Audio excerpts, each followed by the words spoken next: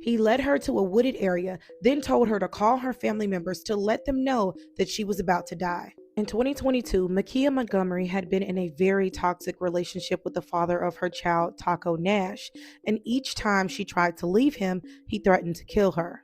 Now, Taco had been in jail several times on charges of domestic abuse, mainly regarding Makia, but also some of his own family members. But each time he went to jail, he would be able to bond out, and it was business as usual for him. Now, Makia tried to get a restraining order put out against him. However, the case would be dismissed without prejudice. While Makia was pregnant, she would attempt to try to leave Nash, which led to him standing over her and shooting her. Now, mind you, she's pregnant.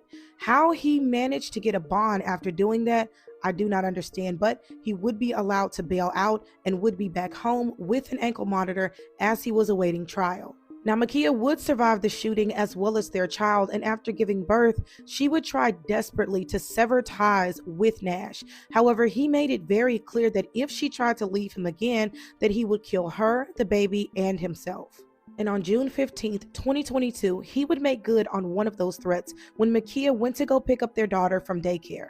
Now, at this point, Makia has been taking small steps towards distancing herself from Nash and doing it in a way that wouldn't cause him to get enraged almost immediately. However, this still wouldn't matter because the day that she went to go pick up their daughter from daycare, just as she made it to the entrance, she realized that Nash was advancing towards her.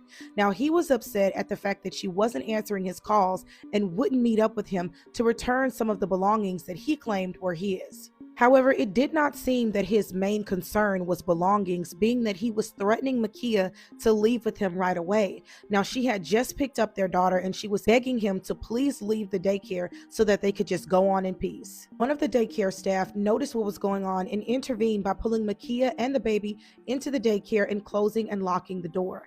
They would call 911, but unfortunately, shortly after, Nash would force his way into the daycare. He then chased Makia as she was holding onto her baby around the building that was still filled with children waiting for their parents to come pick them up. And then out of nowhere, Nash pulled out a gun. Pointing the gun directly at Makia, he told her point blank that he would shoot her in the face if she did not leave out of the back exit with him.